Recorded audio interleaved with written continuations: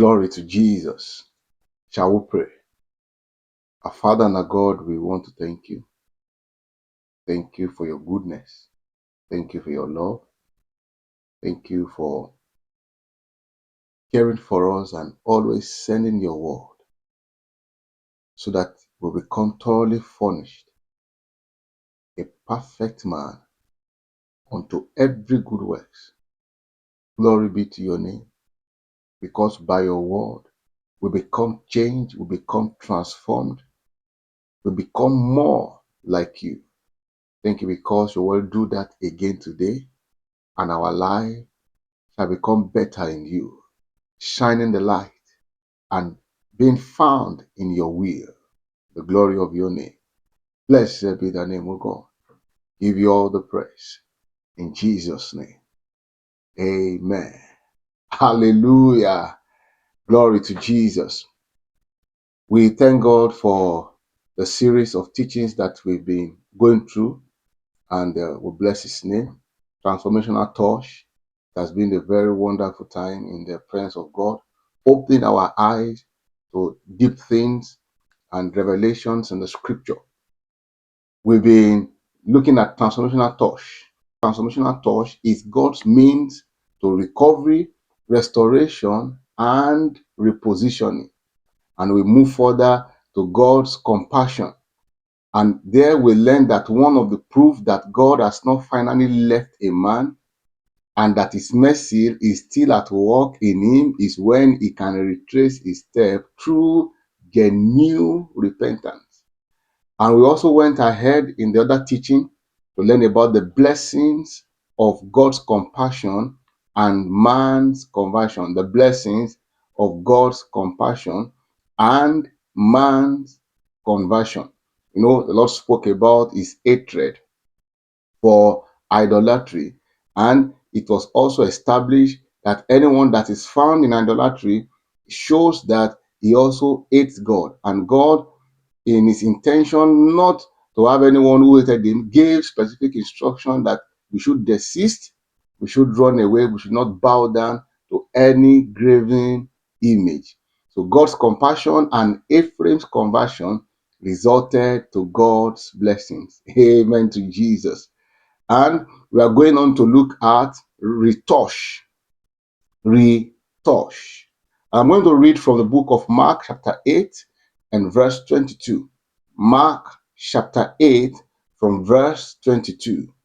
And he cometh to Bethsaida, and they brought a blind man unto him, and besought him to touch him. And he took the blind man by the hand and led him out of the town. And when he had spit on his eyes, he put his hand upon him. He asked him if he saw aught. And he looked up and said, I see men as trees walking.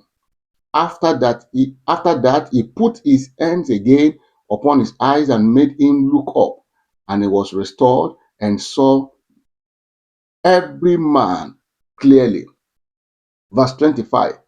After that, he put his hands again upon his eyes.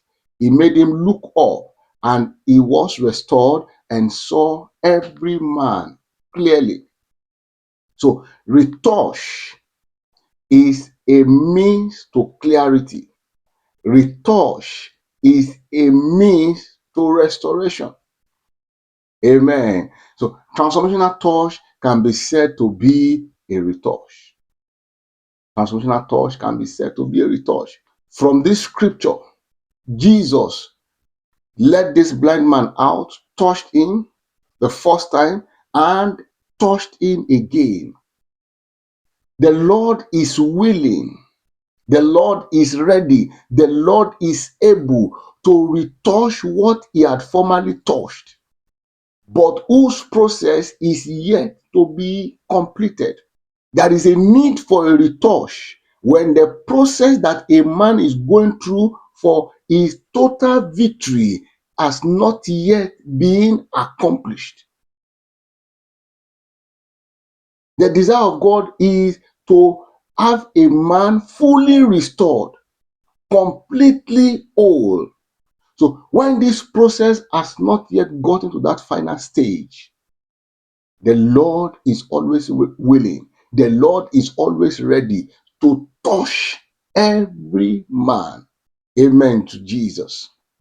So God's transformational touch restores what has been misplaced, restores what has been damaged, restores what has been distorted or affected by sins, weaknesses, circumstances, or even the works of the enemy.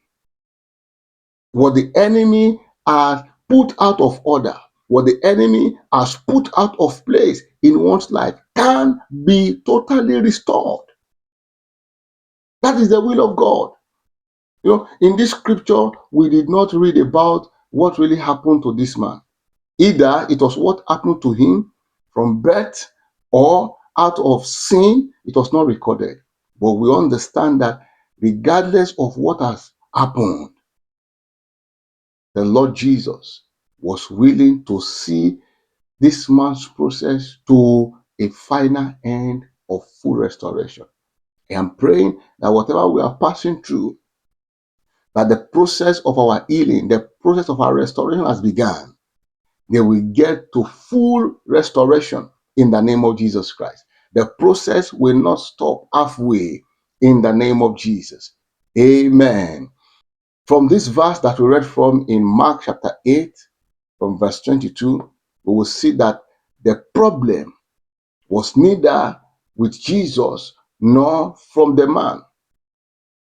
I believe that it is to help our understanding that there are times that one needs another touch.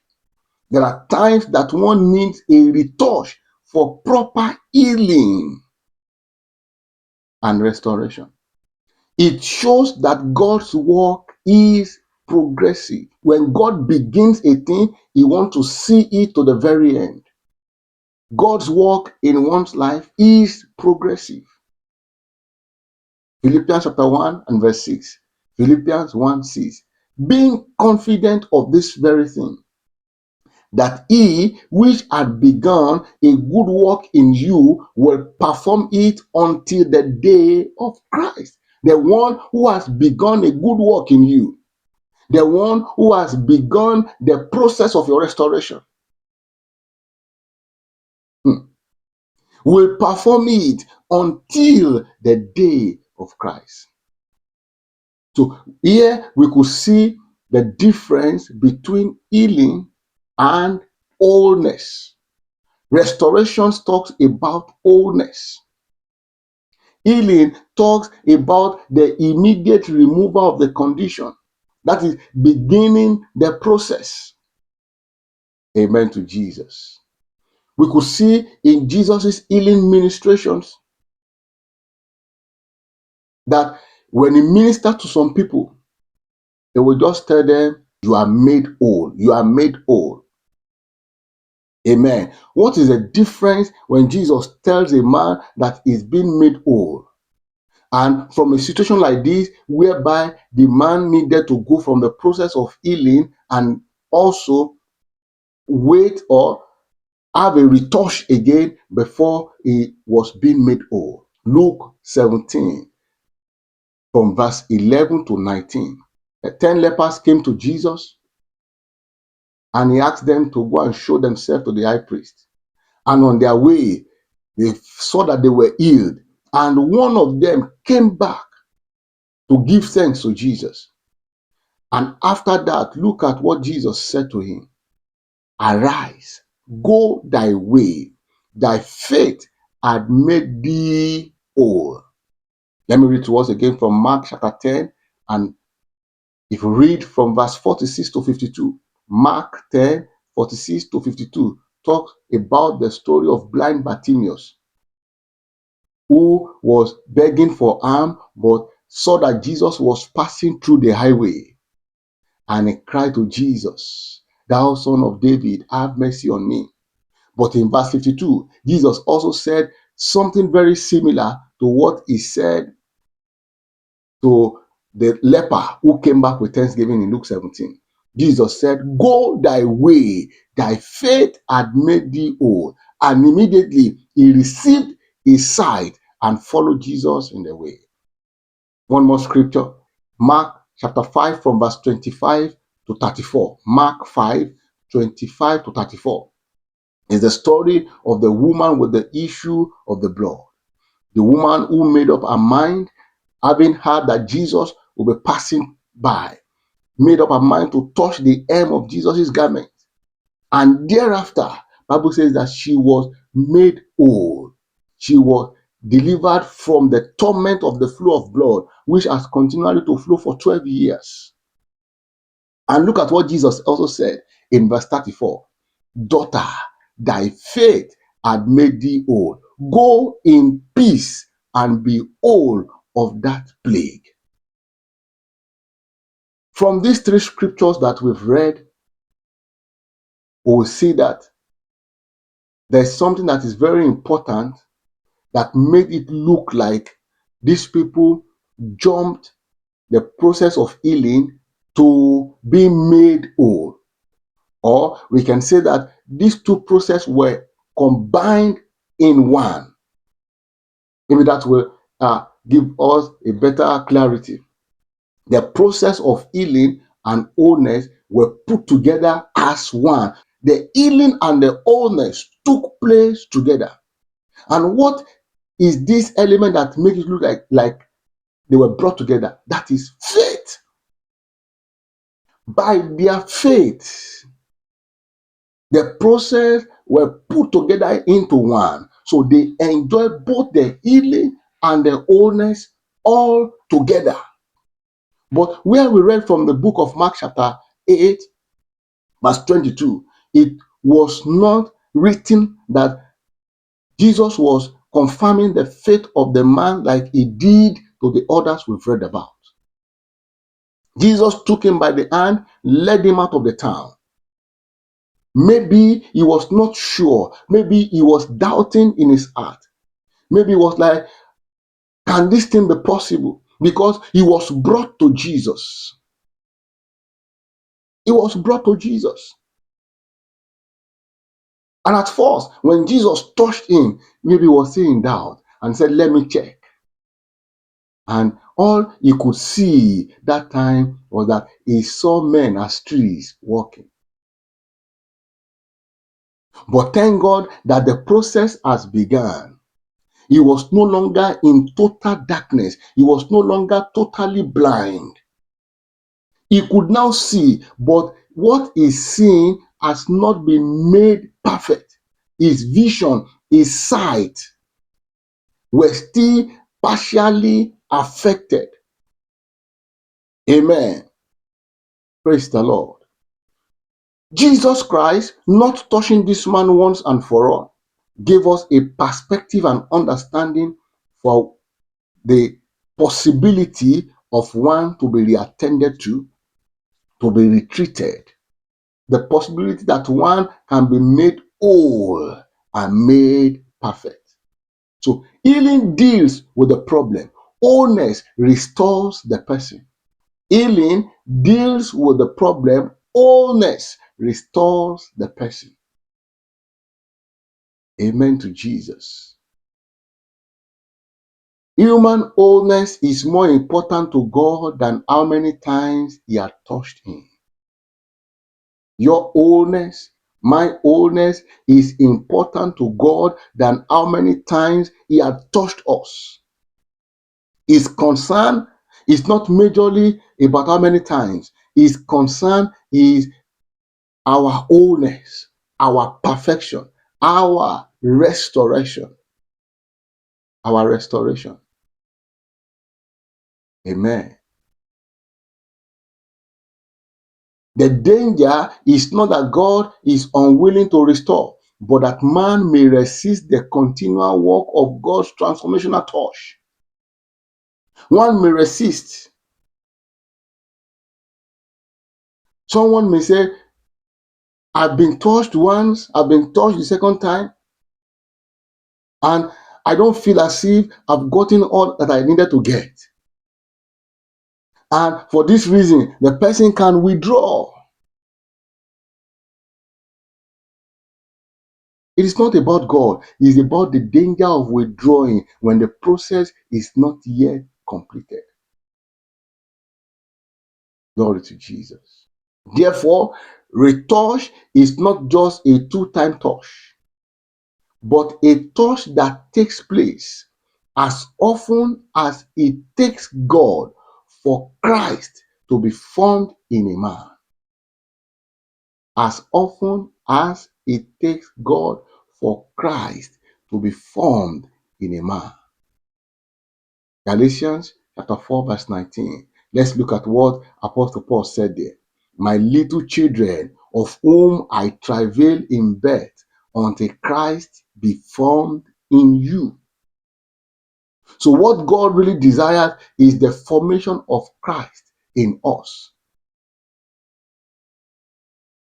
Don't be too particular about the number of touch that you need.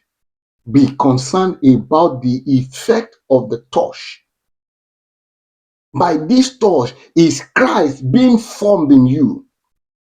Or you still remain the same? By this touch, are you getting closer to the completion of the process of your healing that has begun? That should be much of your concern. And let me tell you, brethren, this is not an encouragement to live frivolously, to live carelessly. That the Lord Jesus Christ is willing, by the mercies of God, to retouch us again and again until is formed in us, is not an avenue for frivolity. It's not an opportunity to live carelessly.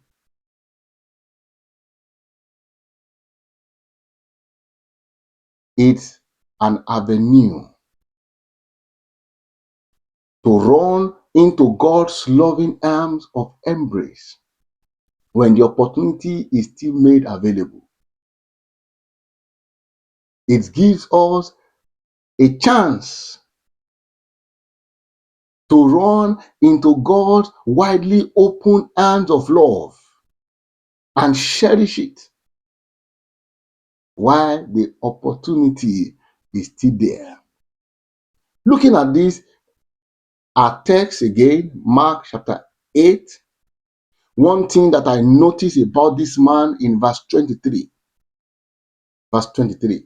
And he took the blind man by the hand and led him out of the town. And when he had spit on his eyes and put his hands upon him, he asked him if he saw aught.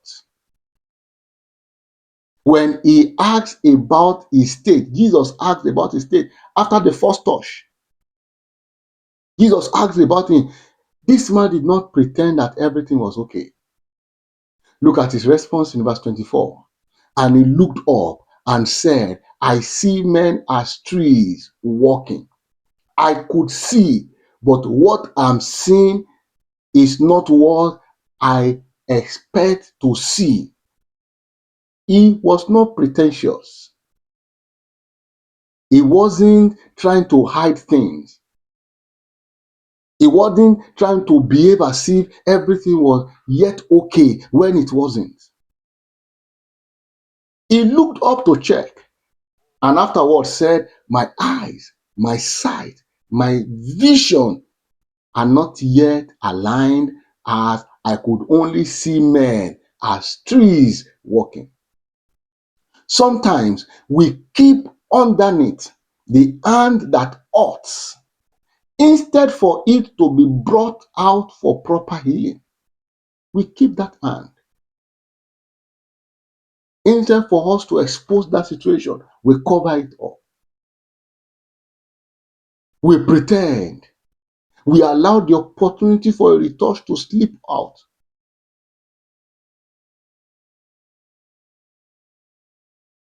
If this man has pretended, maybe he wouldn't have come in contact with Jesus again. And sometimes we pretend owing to the fact that we do not want people to form an opinion against us.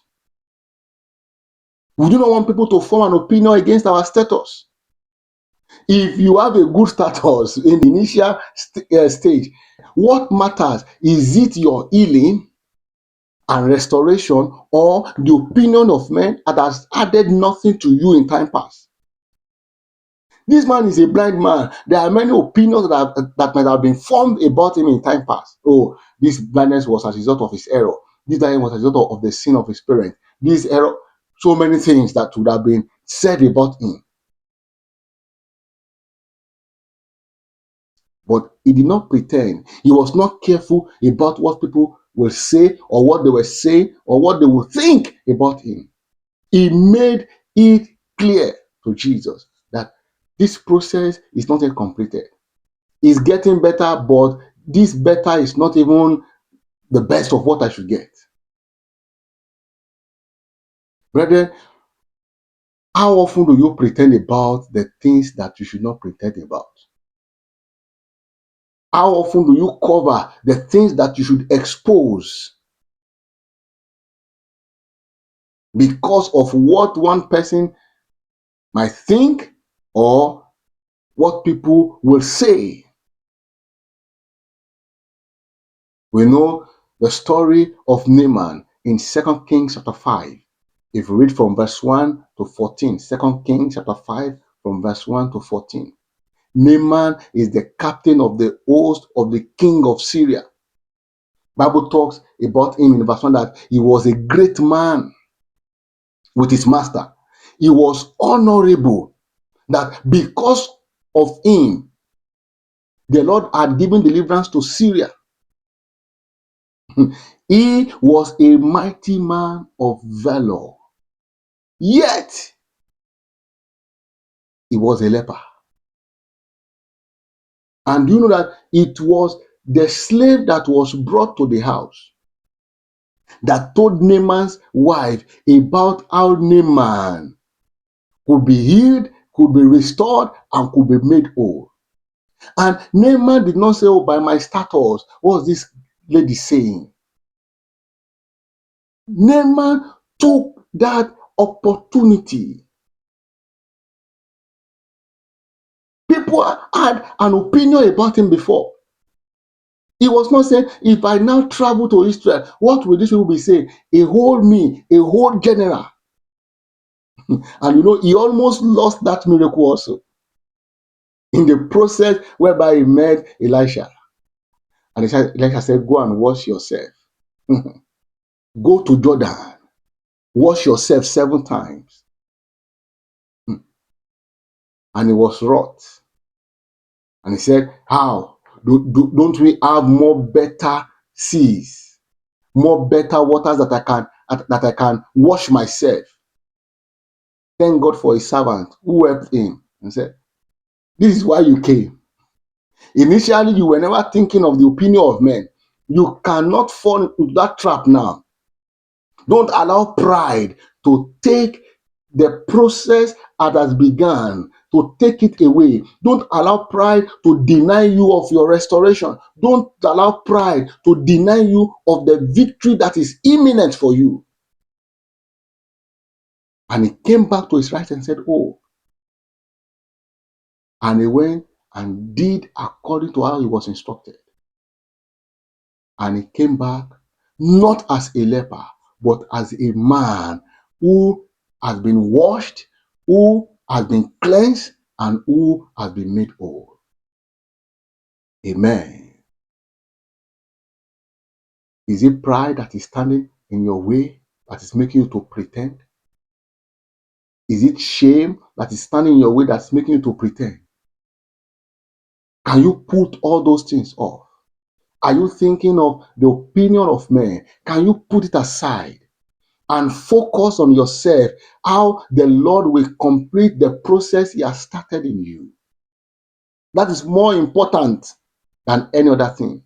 Don't allow anything to take away from you your restoration.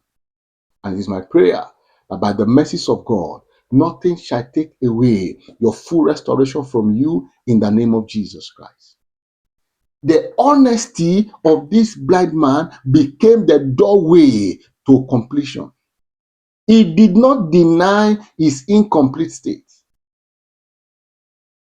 And because he revealed his condition, he received another touch. Taking responsibility for one's life begin with having to answer questions to the best of one's ability without pretense. Do you know why? No one will either live nor account for your life. You are solely responsible for the kind of life that you live.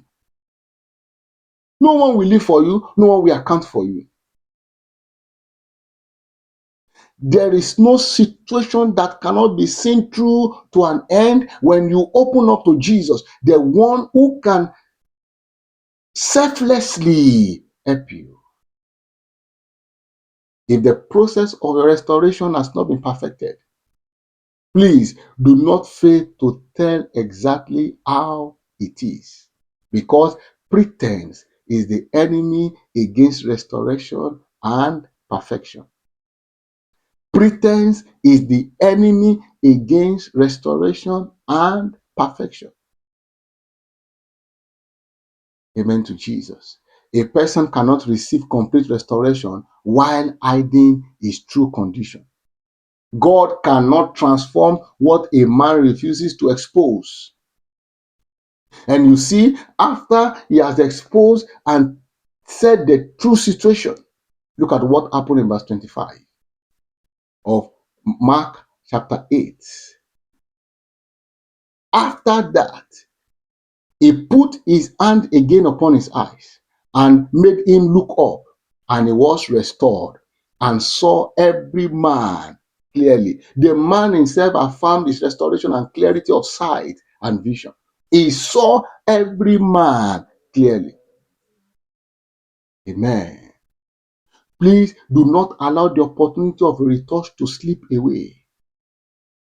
Don't allow it to get past you.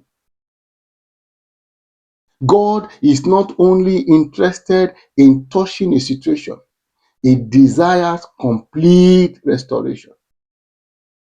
The man did not leave until he had received his complete healing, until he has been made whole. So please don't stop at the first evidence of change when God intends complete restoration. Don't just stop at the first event of change. Don't be caught up just with the joy when God has not finished what he has started. Call on Him again. Tell it to Him again. Amen. God does not want that problem removed only. He wants His purpose restored. God does not just want that problem removed. God wants His purpose restored. As I round up, the God who touched the blind man once was willing to touch him again until the process was complete. The second touch revealed that God is not only the author of restoration, but also the finisher of it. Don't hide your condition. Don't walk away halfway. Don't stop at partial recovery when God desires complete restoration. When God desires complete restoration, don't walk halfway. And the question which I'm closing with is it possible for one to even hide anything from God? You can hide it from men, but you cannot hide it from God. But you hiding it is blocking the restoration that you should have gotten. You hiding it is blocking, standing in the way of your own restoration, standing in your way of your own wholeness, standing in the way of your own retouch. Jeremiah chapter 23, verse 24. Jeremiah 23, 24. Can any hide himself in secret places that I shall not see him? Saith the Lord, do not I fill heaven and earth? Said the Lord. What you think that you are hiding is plain before God. So why don't you allow Him? to finish the process. Hebrews chapter 4 verse 13. Hebrews 4 verse 13. Neither is there any creature that is not manifest in his sight, but all things are naked and open unto the eyes of him with whom we have to do. All things are naked in the eyes of him whom we have to do. Nothing is hidden before God. So don't stand in your own way. Don't block your own miracle. Don't block your own restoration. Are there things in your life that you want to open up to Jesus and say, I still need another touch?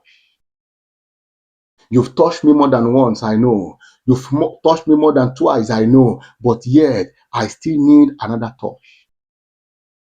Is it an ailment, a disease, or a sickness? Is it a situation that you have fought over time? Can you allow him? Can you tell him and say, Jesus, this thing is still here? Don't be ashamed. Don't be ashamed. Call unto him. That is what his word said. He said, call unto me. Call on him and say, Jesus, it's not yet over. This thing is still here. Is it a sin or a lifestyle that you have fought over time and you have not gotten a total restoration? Call unto him today. Thank you, Jesus. Lord, I pray for as many who are opening up to the things that they've once covered or things that they've once pretended about, that they were not sincere enough about their life. That addiction, that lifestyle that is not pleasing to them and is not pleasing to you. That weakness, that ailment, that disease, that sickness. Today, in the name of Jesus Christ, the hand of God, a retouch, comes upon those situations, and there is complete wholeness and restoration by the transformational touch of God in the name of Jesus. Thank you, Father. We give you praise. In Jesus' name. Amen. Glory to Jesus. If this message has been blessing you, I want to please encourage you. Please subscribe to this channel and also like and click the notification button. And also, please share with others so that they also can be blessed. God bless you. Amen.